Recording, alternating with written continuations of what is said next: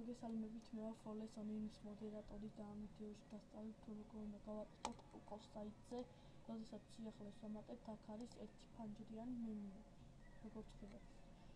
და ეს როგორ გადავიყვანოთ, ეს ერთი ფანჯარა ორად რომ იყოს, ამისათვის შევდივართ ჩვენი საიტის სამართავ პანელში, მე ახლა შესული ვარ, შემდეგ site news, შემდეგ module settings. შემდეგ გაი აქ entry drive description, აი აქ ეს ფიჭკა არის აღნიშნული, აი აქ ამ ფიჭკას აღნიშნავთ. შემდეგ გაი აქ მოცემ save. მიგაი save-ს მივცემთ. გადავთ ჩვენ საიტზე და აი შევამოწმებთ, რომ